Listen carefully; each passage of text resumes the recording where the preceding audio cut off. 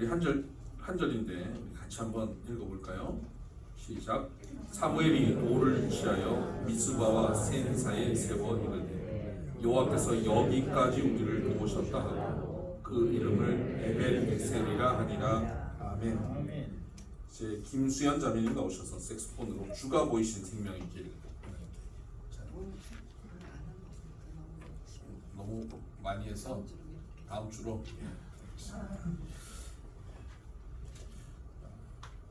조용필은 무대에 혼자 쓴다. 그런 속담이 있습니다.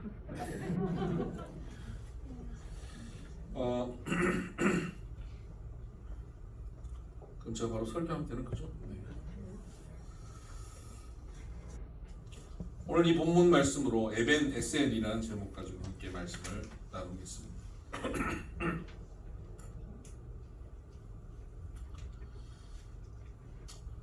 성도님들이 함께 모여서 말씀을 나누는 자리였습니다. 한 성도님이 본인의 간증을 하고 있었습니다. 그분은 그 당시 최근에 교통사고를 당했고, 그리고 큰 사고였는데 큰 부상 없이 멀쩡했고, 또 그 이후에 보험 처리가 잘 돼서 좀 안 좋았던 차인데 오히려 보상을 잘 받아가지고 더 잘 됐다고. 야, 참 하나님께서 이렇게 복을 주셨다. 너무 감사하다. 이렇게 고백을 하고 있었습니다. 우리 모두 다 집사님 얼마나 감사해요. 교통사고 가운데도 하나님께서 함께 하셔서 이렇게 도우셔서 너무 감사하다. 이렇게 고백을 하고 있는데 그 중에 한 분, 좀 깨어있는 분이 이런 얘기를 하셨어요. 아니 근데 목사님, 하나님이 도우시면 사고 나기 전에 진작 좀 도와주시지. 굳이 보험 처리를 해서 그 돈으로 차를 수리하고 바꾸고 이런 걸 꼭 해야 합니까? 사고 난 이후에 뒤수습을 은혜롭게 해주고 뒤수습을 잘 해주셨다고 감사하다면 하나님은 보험회사를 운영하시는 건가요? 이렇게 딴지를 거는 거예요. 순간 제가 욱했어요. 그런데 가만 생각하니까 대꾸할 말이 없어요. 그래, 좀 진작 좀 해주시지.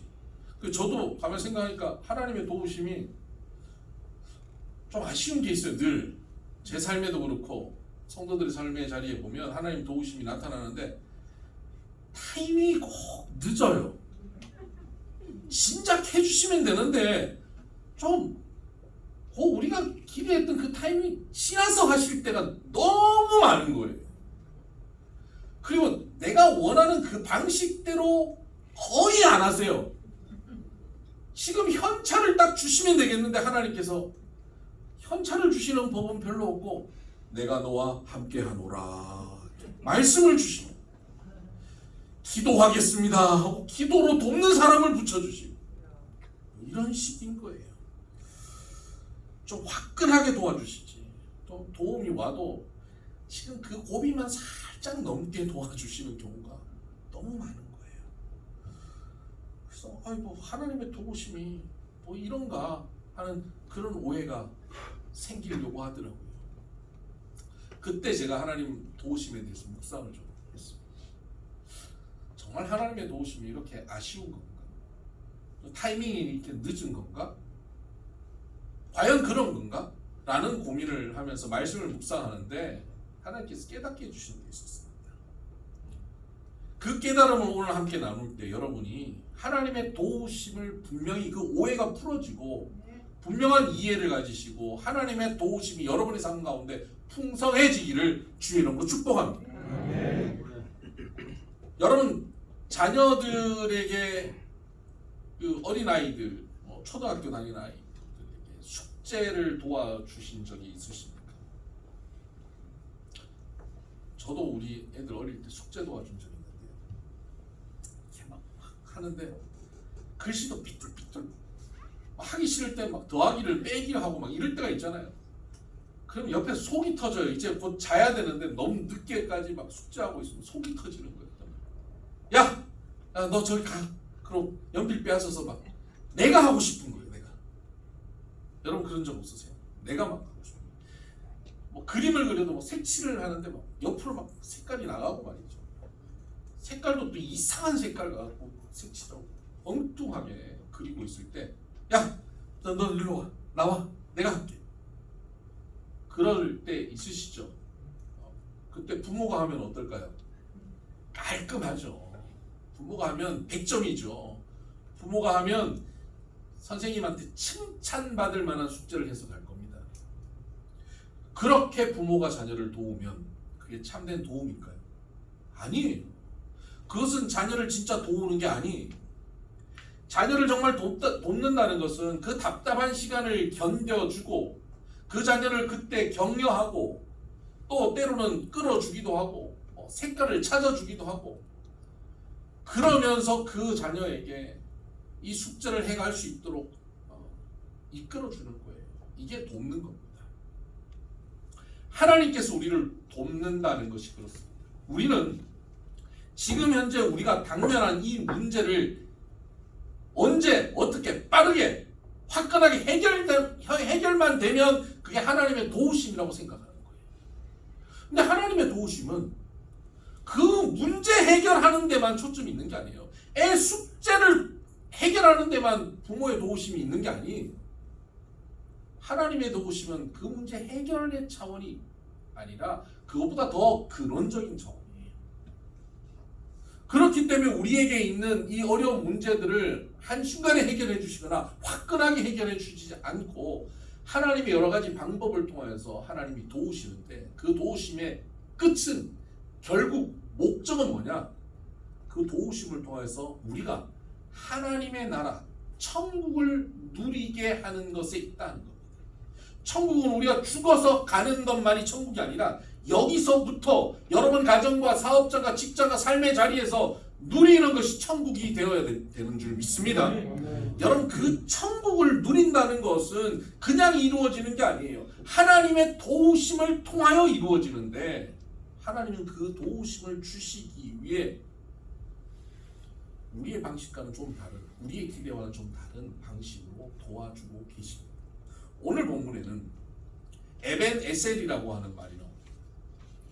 사무엘이 미스바와 센 사이에 돌을 세웠습니다. 그리고 이 돌을 에벤 에셀이라고 부르죠. 뜻이 뭐냐면 여호와께서 우리를 여기까지 도우셨다는 겁니다. 어떤 일이 있었냐면 이스라엘 옆에 블레셋, 아주 강력한 철기 문명을 먼저 도입한 아주 강력한 나라입니다.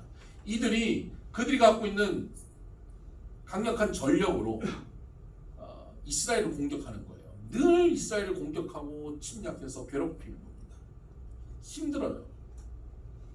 그런데 하나님께서 그들의 공격을 막아주시고 그 전쟁에 승리케 하여 주신 겁니다. 그리고 승리하고 난 다음에 돌을 세우고는 사무엘이 백성들 앞에 얘기합니다.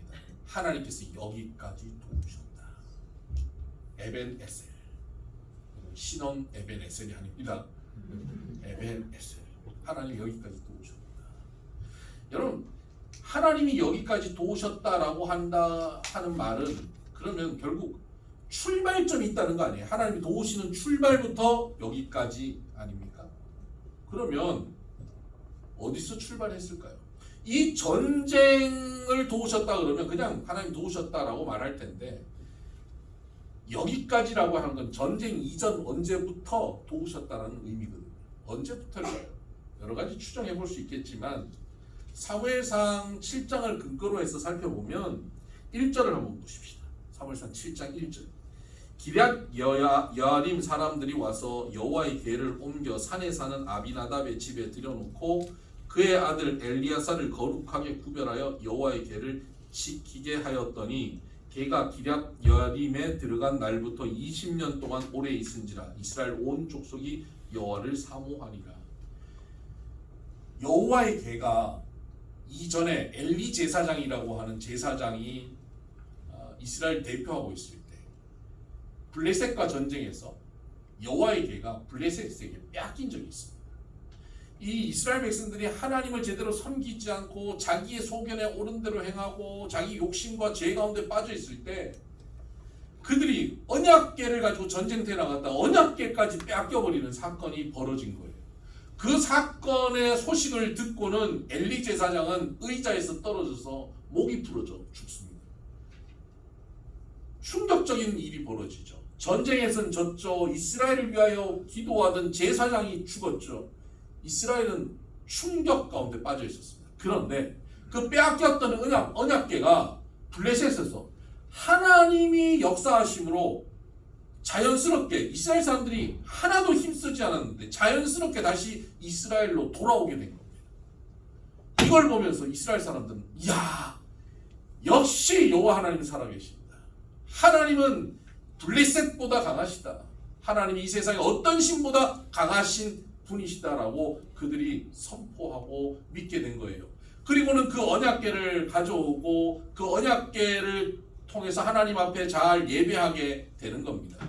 그러면서 이스라엘 백성들은 좌절하고 절망했다가 언약궤가 오니까 그때부터 하나님을 더 섬기고, 또 엘리 제사장이 죽고 나니까 그 다음 사무엘이 그 뒤를 이어서 대표적인 제사장의 역할을 감당하고 이스라엘을 영적으로 지도하기 시작하는 겁니다.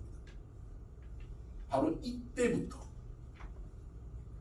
미스바와 센 사이에 돌을 세운 이날까지 20년의 세월, 이 20년의 세월 동안 하나님께서 우리를 도우셨다라는 그런 의미입니다. 에베네셀, 지난 20년 세월을 하나님께서 우리를 도우셨다. 여러분, 하나님께서 우리를 도우시는 것, 여러분의 과거 어느 시점부터 하나님 우리를 도우셨죠. 또 앞으로도 또 도와가실 거예요.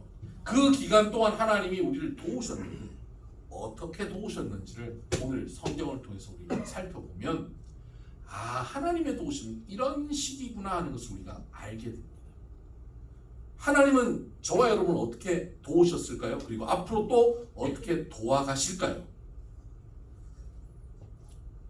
먼저 하나님의 도우심은 2절에 분명히 나오는데요. 2절 하반절에 보면 이스라엘 온 족속이 여호와를 사모하니라 그랬어요.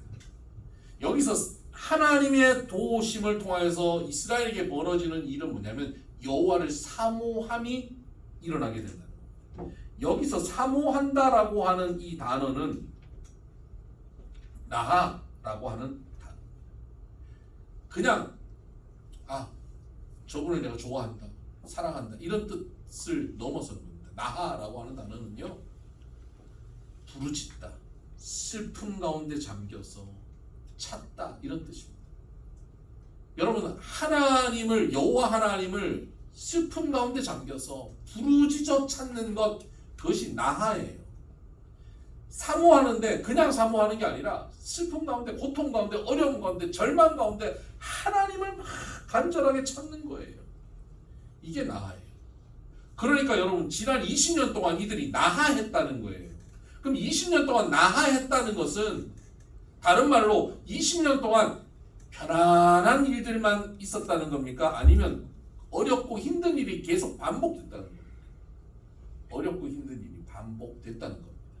아니, 언약궤가 왔고 사무엘이라는 훌륭한 선지자, 훌륭한 제사장이 그들을 돕고 위에서 격려하는데 왜 어렵냐는 거죠. 이 어려움을 통하여서 이들이 나하하고 하나님께 나와서 부르짖고 찾고 기도함으로 하나님 앞에 나오게 만드는 것, 하나님께 점점 가까이 나오게 하는 것, 그것이 하나님의 도우심이라는 거죠. 여기 계신 우리 성도님들 가운데 원래 태어나면서부터 모태신앙인들 아니시면 어느 시점에 교회를 나오시는 순간들이 있었을 거 아닙니까? 많은 분들이 그 교회를 처음 나오시는 그 순간들의 얘기를 들어보면요, 사업도 잘 되고 가정도 행복하고 자녀들도 공부 잘하고 건강에 아무 문제 없고 하는 일들마다 그냥 형통하면 교회 절대 안 옵니다. 주일날 놀러 가지. 그렇죠?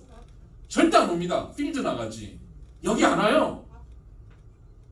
그런데 건강에 문제 생기고 사업에 문제 생기고 남편 속썩이고 자녀는 더 속썩이고 나는 나 자신이 더 속썩이고 이럴 때 교회 오는 거예요.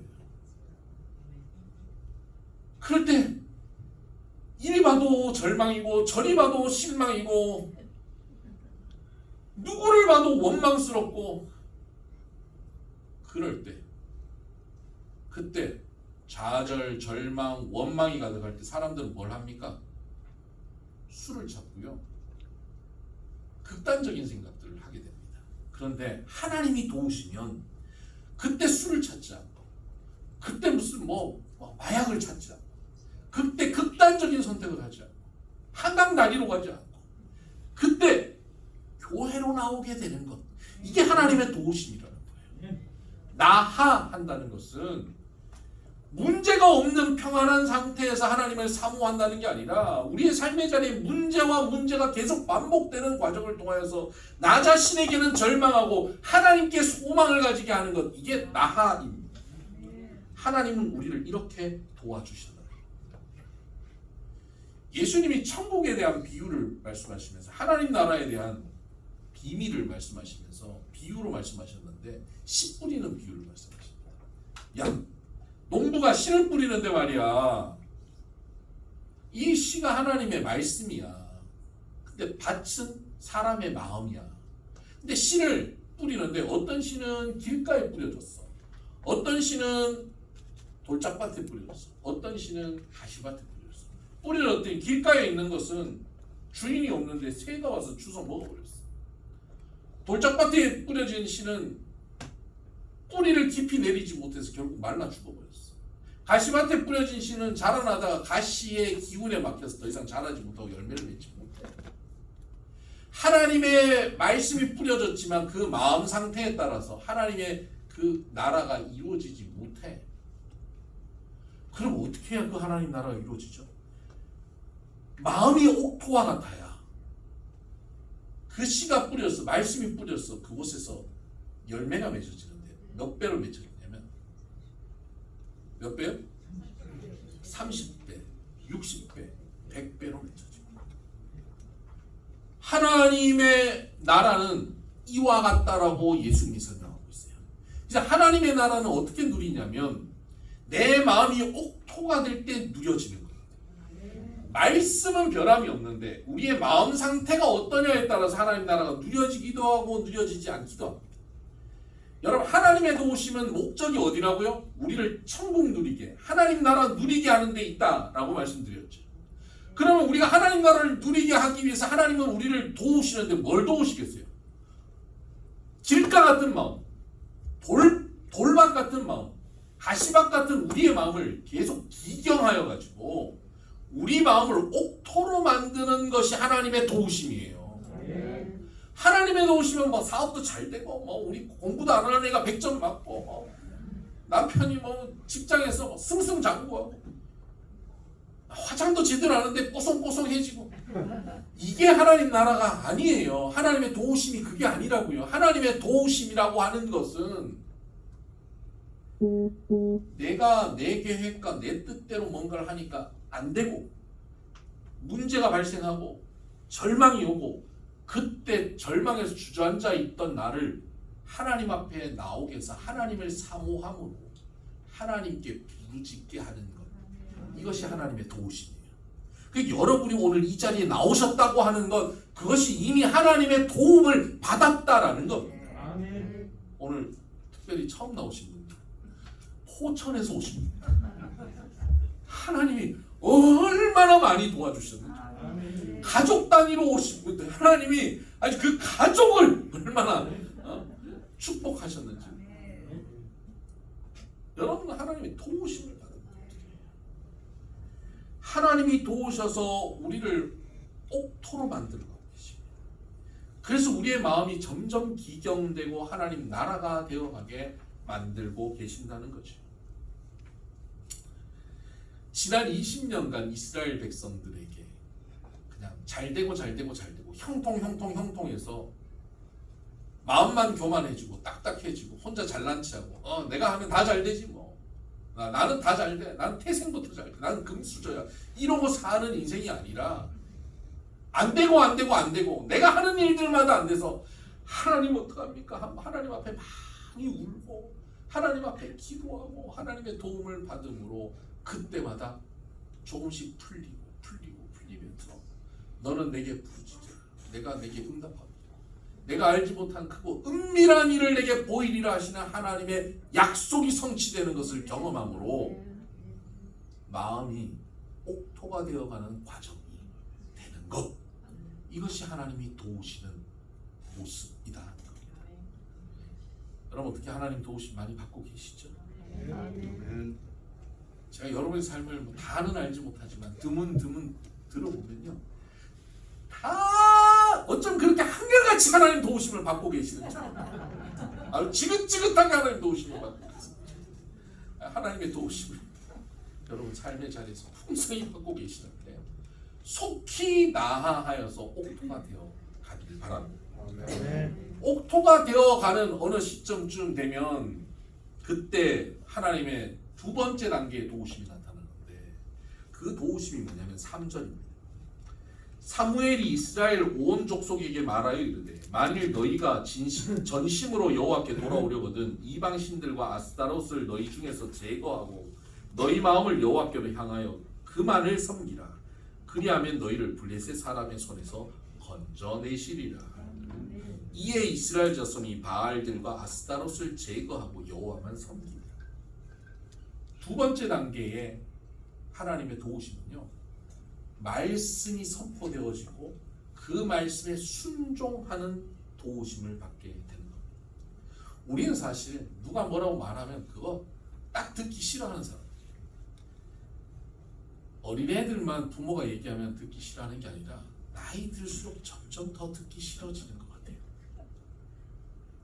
아니 젊을 때는 좀 들을 것 같은데 나이 드니까 이 잔소리가 얼마나 싫은지, 뭐라고 얘기하면 다 가르치는 거 같고 어디 가서 배우기가 싫어요. 누가 뭐라고 얘기하면 나 다 아는데 또 얘기하는 거 같고 잔소리 듣기 싫죠 여러분들. 남들도 그렇습니다. 여러분의 배우자들도 그렇습니다. 듣기 싫어요. 그러니까 가르치지 마세요.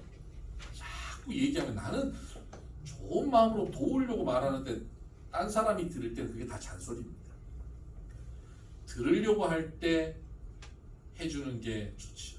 근데 하나님의 도우심이 임하면 어떤 일이 벌어지냐면 잔소리 듣기 싫어하는 것이 인간의 본성인데 들으려고 하는 마음이 생기는 거예요. 성경에 보면 이 들으려고 하는 마음을 다른 말로 지혜라고 표현하고 있어요. 지혜로운 자가 돼요. 구약 성경을 한마디로 하나님이 복을 주시는 방법을 한마디로 정리하면 구약 성경에 기록되어 있는 하나님은 너희에게 이렇게 하면 복 주신다. 얼마나 복 주시냐면 너희가 들어가도 복을 받고 나가도 복을 받고 너희 집에 떡반죽 그릇도 복을 받을 것이다. 여러분 집에 있는 전기밥솥도 복받게 하신다. 그렇게 하나님께서 복을 주시겠다고 약속하시는데 그 복 받는 방법이 있는데 그게 뭐냐면 내 말을 듣고 내 말을 청종하고 너희가 그 말을 순종하여 행하면 복 받는다는 거예요.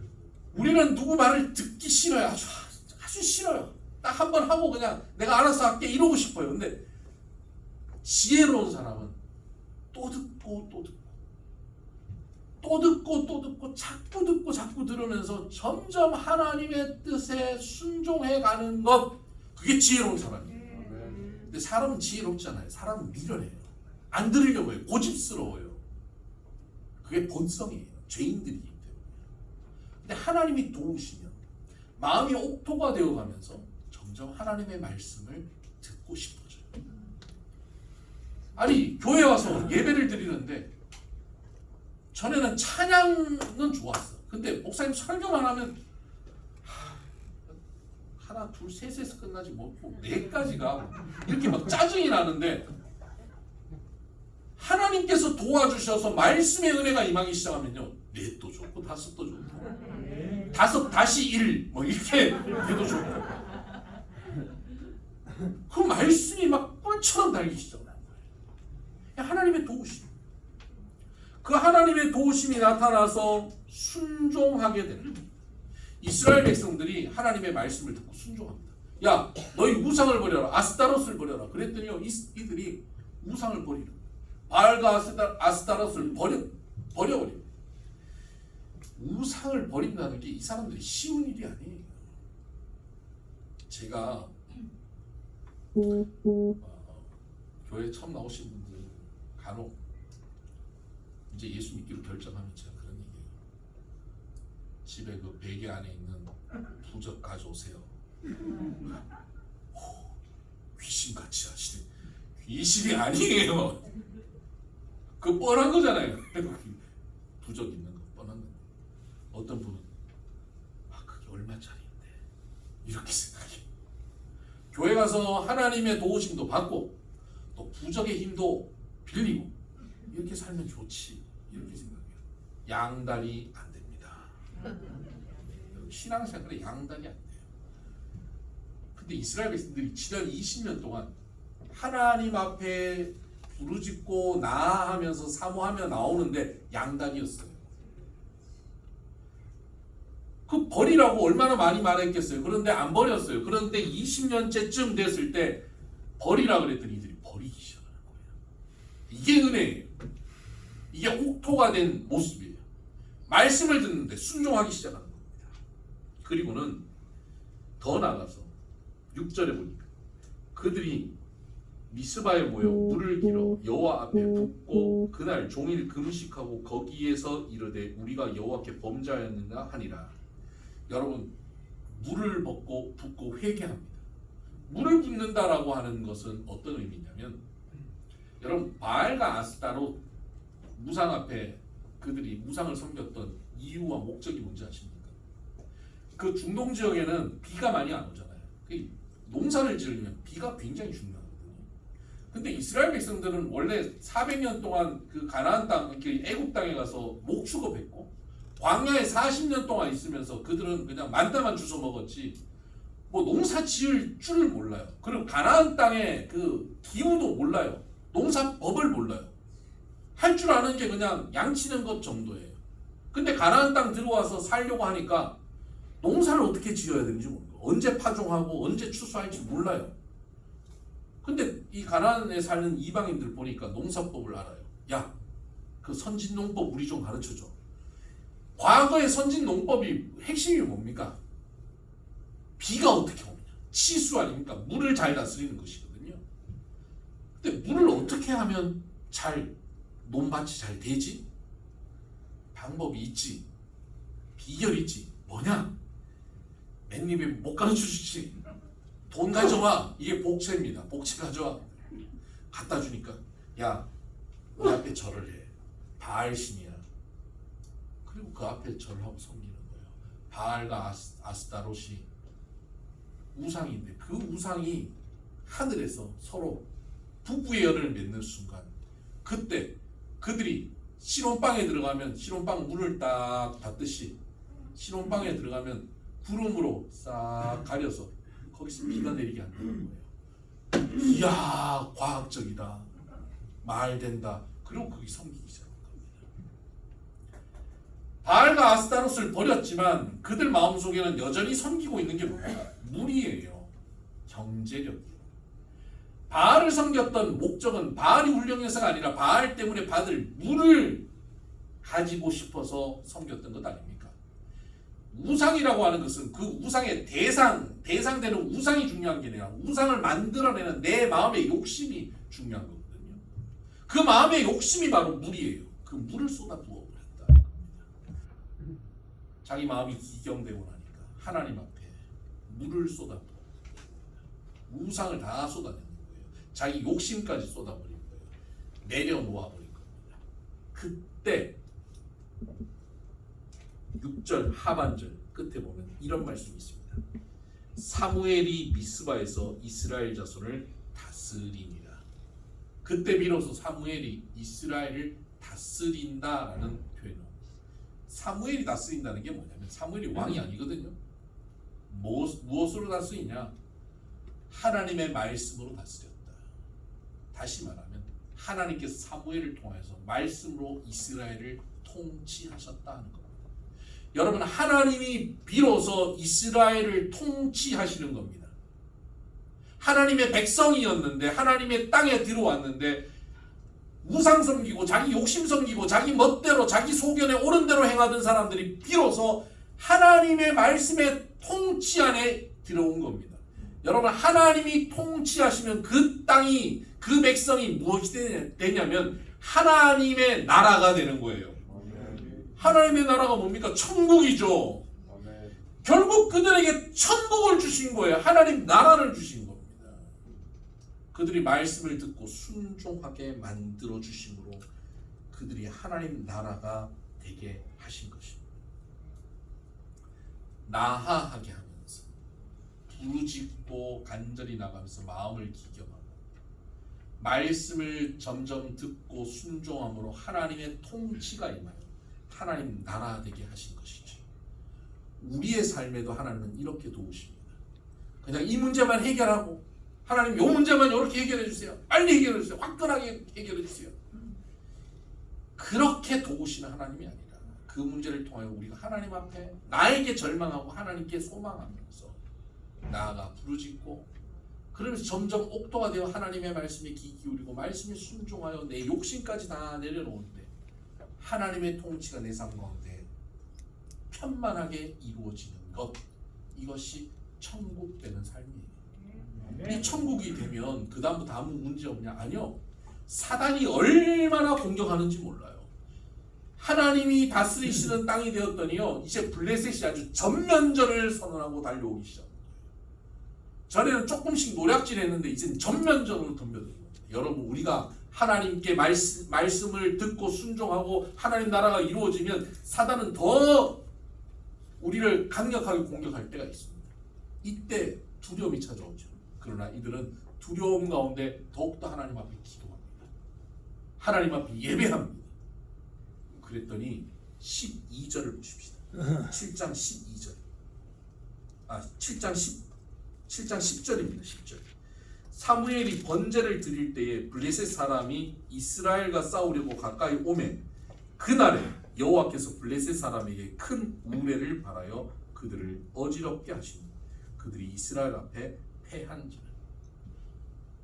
기도하고 예배하고 있었더니 블레셋 사람들이 자기들의 무기를 가지고 공격하러 왔는데 이스라엘 사람들은 기도하고 예배하고 있었어요. 그랬더니 하나님께서 하늘에서 우레를 발하여서 그들을 끝내버린 겁니다. 이 사람들은 땅의 능력으로 전쟁하려고 하는데 하나님은 하늘의 능력으로 끝내버리시는 거예요. 이것이 하나님 나라의 모습입니다. 우리는 이 땅에 살고 있지만 이 땅에 발을 딛고 사는 사람이지만 하늘의 능력으로 사는 사람인 줄 믿으시길 바라요. 하나님 나라 천국을 사는 사람은 하늘의 능력으로 사는 사람들이에요. 우리의 논리와 우리의 생각과 우리의 계산 속에서 사는 사람이 아니에요. 우리가 논리로 계산으로 살아봐야 얼마나 살 수 있었습니까? 그렇게 계산대로 인생이 되던가요? 논리대로 인생이 진행됩니까? 아니에요. 이렇게 하면 되겠지. 안 돼요. 근데 하나님께서는 하늘의 우레를 통하여 우리의 방법이 아닌 하나님의 기묘한 방법으로 하나님의 역사를 이루어버리고 땅의 전쟁을 하나님께서 하늘의 전쟁, 스타워즈로 바꿔버립니다. 여러분, 이 역사를 경험하시기 바랍니다. 하나님의 나라는 우리는 하나 심으면 2개, 3개, 4개 나오면 잘됐다 하지만 하나님의 역사, 하나님의 나라는 하나 심으면 30개, 60개, 100배가 만들어지는 이 땅의 계산과는 전혀 다른 계산으로 하나님께서 인도하십니다. 이 은혜와 복, 이 하나님의 도우심이 저와 여러분 가운데 풍성해지기를 주의 이름으로 축복합니다. 아멘. 기도하십시다. 하나님 아버지 감사합니다. 에벤에셀, 여기까지 우리를 도우신 하나님을 찬양합니다. 하나님, 우리의 방식이 아니라 하나님의 계획과 방식으로 우리를 도우시는 하나님을 높여드립니다. 때로 우리의 삶의 자리에 반복되는 어려움과 문제 앞에서 좌절하고 절망하지만 하나님을 소망하며 하나님께 나아하고 나아갈 수 있도록 주님 도와주시옵소서. 그래서 우리의 길가, 돌밭, 가시밭 같은 우리의 마음들이 옥토로 변화되게 하여 주셔서 그런 우리의 마음에 주님 말씀을 들려주시고 우리를 지혜롭게 하셔서 하나님의 말씀을 듣고 청종하고 순종하여서 하나님의 통치함이 이루어지는 하나님 나라 되게 하여 주옵시고, 이 땅을 딛고 살지만 하늘을 사는 인생 되게 하여 주옵소서. 이 땅에 매여서 이 땅의 능력으로 사는 인생이 아니라 하나님께서 공급하시는 능력과 사랑으로 살아내는 인생들에게 차원이 다른 삶을 살아내는 것을 경험케 하여 주시옵소서. 아멘. 예수님 이름으로 기도드립니다. 아멘. 찬송가 342장.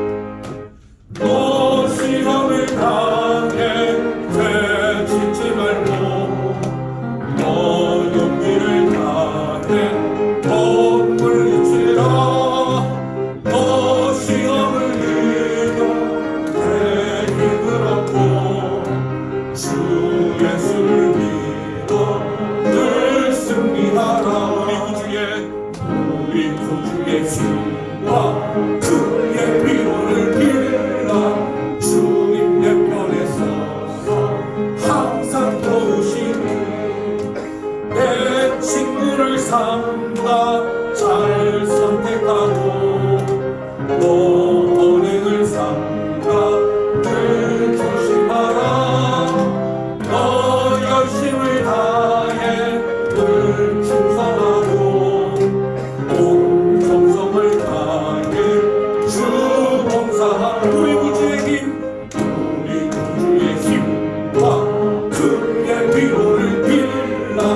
주님 내 편에 서서 항상 도우시니 잘 이기는 자는 상 받으리니 워낙 심지 말고 늘 전진하라. 내 구세주 예수 힘 주시리니 주 예수를 믿어 늘 승리하라. 우리 구주의 힘과 그의 위로를 빌라. 주님 내 편에 서서 항상 또 우리 구주의 힘과 그의 위로를 빌라. 주님 내 편에 서서 항상 도우시리. 우리 말씀을 붙잡고 각자의 고백으로 주님 앞에 기도하십시다. 하나님의 도우심이 필요하십니다. 하나님, 내 삶의 내 형편 주님 아시지 않습니까? 하나님 도우심 없으면 감당할 수 없습니다. 하나님 도와주시옵소서. 하나님 도우셔서 내 마음을 옥통화가 되게 하여 주시고, 하나님 도우셔서 하나님의 말씀이 들리고 그 말씀에 순종하게 하여 주시고, 우리 삶이 천국되고 하나님 나라 되게 해달라고 우리 같이 기도하며 나갑니다. 기도하십시오. 하나님 아버지 감사합니다. 하나님의 도우심을 우리 가운데 두고 내 힘과 내 능력으로 아무것도 할 수 없음을 고백합니다. 한계가 분명히 있음을 압니다. 하나님 아버지, 그 한계 앞에 이제 지치고 피곤하여 넘어졌습니다. 하나님, 나를 가지고 살아가는 데는 절망밖에 없습니다. 허무합니다. 포기할 일들이 너무나 많습니다. 지칩니다. 그러나 주님만을 의지합니다. 주님만을 나아합니다. 부르짖고 찾습니다. 우리의 마음을 옥토와 같이 변화시켜 주시고 하나님의 말씀에 귀 기울여 말씀이 우리를 다스리시는 하나님 나라 되게 하여 주시옵소서. 하나님 아버지, 말씀대로 주님 우리를 복되게 하여 주셔서 하나님의 도우심으로 우리가 하나님 앞에 옥토로 변하게 하여 주시고 지혜롭게 성장하여 하나님의 말씀을 듣고 순종하고 말씀을 행함으로 하나님의 나라가 이루어지는 삶 되게 하여 주셔서 이 세상의 방식이 아니라 하늘의 방식으로 살아내는 인생 되게 하여 주옵소서. 삶의 자리에 30배, 60배, 100배의 열매가 맺어지게 하여 주시고 하늘의 우레와 같은 능력으로 살아가는 인생 되게 하여 주시옵소서. 우리를 공격하는 어둠의 권세, 사단의 세력, 악한 세력들이 하나님의 우레 소리에 떠나가는 역사가 있게 하여 주시옵소서. 질병이 떠나가게 하여 주시고 문제가 떠나가게 떠나가게 하여 주시옵소서. 아픔과 고통이 떠나가게 하여 주시고 하나님의 나라, 하나님의 통치, 하나님 주시는 참 샬롬 평안이 임하는 우리의 삶 가정 되게 하여 주시옵소서. 우리 비선교회를 주님 복되게 하여 주시고 날로 부흥케 하여 주옵소서. 우리 성도들의 가정이 천국 되게 하여 주시고 자녀들이 거룩한 하나님의 사람들로 성장하게 하여 주시옵소서. 직장과 사업체를 복되게 하시고 형통하게 하여 주시옵소서. 하나님 아버지, 귀한 예물 바치는 손길을 기억하여 주옵소서. 감사의 제목 11조와 또 선교의 제목 가지고 주님 앞에 드리오니 주님 하늘 창고문을 여시고 이 땅에 쌓을 곳이 없도록 부어 주시옵소서. 예물이 쓰이는 곳마다 주의 뜻 나타나게 하여 주옵소서. 필레오 기독국제학교를 축복합니다. 복되고 아름다운 학교 되게 하시고 권홍성 목사님과 모든 교사를 성령 충만케 하여 주시옵소서. 또 한 주간 주와 동행하며 주께 영광 돌리는 우리 모든 성도들 되게 하여 주옵소서. 이제는 우리 주 예수 그리스도의 은혜와 하나님 아버지의 극진하신 사랑과 성령님의 감화 감동 교통 역사 충만하심이 하나님의 도우심을 받아 하나님 나라 천국 누리며 살기를 소원하는 사랑하는 비손의 모든 믿음의 권속들 머리 위에 이들의 삶의 길을 위해 이제로부터 영원토록 함께 하시기를 간절히 축원하옵나이다. 아멘.